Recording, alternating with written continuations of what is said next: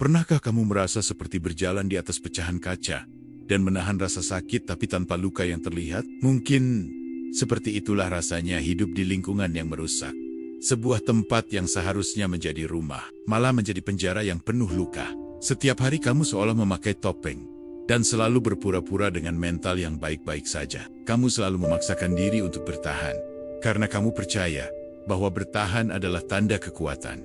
Tapi apakah benar begitu? Atau apakah bertahan di lingkungan yang merusak justru merupakan tanda dari pengabaian diri yang paling menyakitkan? Narasi ini bukan tentang menyalahkan siapapun. Ini tentang sebuah pengakuan bahwa kamu berhak untuk bahagia. Pengakuan bahwa kamu berhak untuk berada di lingkungan yang menghargaimu. Untuk hari ini, ayo buka matamu. Mengapa kamu tidak boleh lagi memaksakan diri untuk bertahan di tempat yang telah lama menghancurkan dirimu? Lingkungan yang merusak memiliki cara yang halus untuk menghancurkan dirimu. Pertama, ia merampas jati diri. Di lingkungan ini, keunikanmu bukanlah hal yang dirayakan, melainkan hal yang harus disembunyikan. Kamu diajarkan untuk terus mengikuti arus. Kamu juga seolah diharuskan menjadi sama dengan yang lain. Kamu mulai mengubur hobi yang kamu cintai hanya karena mereka menganggap itu tidak berguna. Kamu mulai menahan pendapatmu karena setiap kali kamu berbicara, kamu disambut dengan tatapan kosong atau ejekan. Perlahan, kamu mulai kehilangan esensimu. Kamu bukan lagi dirimu yang dulu, melainkan bayangan yang dibuat agar diterima oleh orang lain.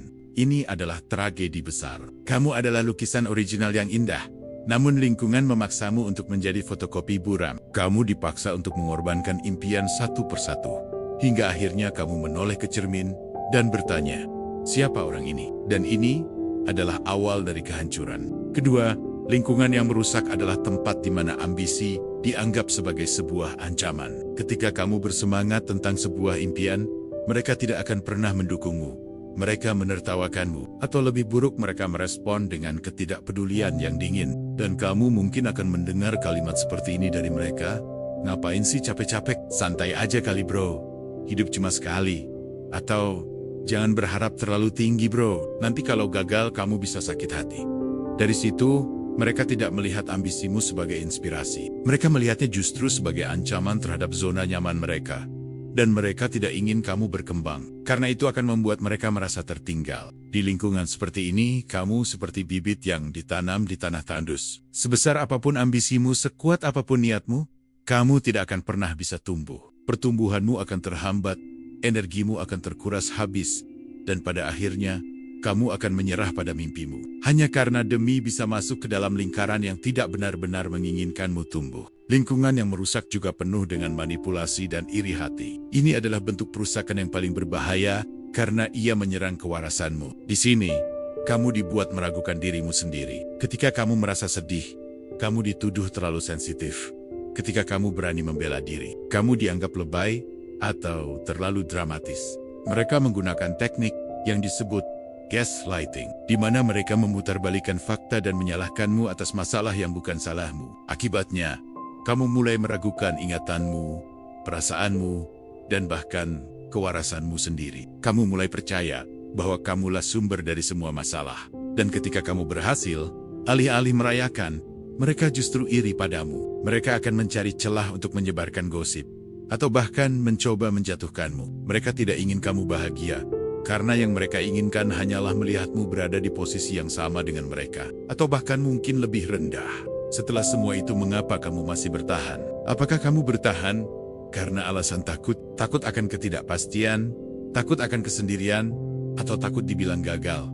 Mungkin kamu seringkali berpikir bahwa lebih baik bertahan di dalam api yang kamu kenal daripada melangkah ke dalam kegelapan yang tidak kamu ketahui. Tapi apa yang kamu dapatkan dari bertahan? Kamu hanya mendapatkan luka, kepedihan, dan kerusakan mental yang tak terlihat. Bertahan bukanlah tanda kesetiaan. Itu adalah tanda pengabaian diri. Kamu mengorbankan kesehatan mental, emosional, dan fisikmu demi orang-orang yang bahkan tidak pernah peduli. Hidup ini terlalu singkat untuk dihabiskan dalam penderitaan yang bisa dihindari. Kesehatan mentalmu, kebahagiaanmu, dan dirimu yang seutuhnya jauh lebih berharga daripada hubungan atau lingkungan apapun yang terus-menerus menyakitimu. Jadi, saatnya untuk bertindak. Saatnya untuk berani. Langkah pertama adalah mengakui dan menerima bahwa kamu berada di lingkungan yang merusak. Jangan takut untuk menolak. Jangan takut untuk berkata tidak. Langkah selanjutnya, Mulailah mencari dukungan dari luar. Temukan orang yang benar-benar peduli dengan dirimu, yang merayakan keberhasilanmu, dan yang tidak pernah menertawakan impianmu. Dan yang paling penting, beranilah untuk melangkah pergi. Melangkah pergi bukan berarti kamu gagal atau kamu menyerah. Melangkah pergi adalah sebuah kemenangan untuk dirimu sendiri. Ini adalah sebuah pengakuan bahwa kamu layak mendapatkan yang lebih baik. Kesimpulannya, kamu adalah nahkoda dari perahu hidupmu sendiri. Jangan biarkan orang lain yang mengendalikan arahmu. Pilih dirimu sendiri, pilih kebahagiaanmu. Pulanglah ke tempat di mana kamu dihargai dan dicintai seutuhnya. Terima kasih udah dengerin kutipan dari video ini. Mohon maaf jika ada penyampaian kata yang kurang jelas. Berikan kritik dan saran kalian di komentar. Sampai jumpa di video berikutnya.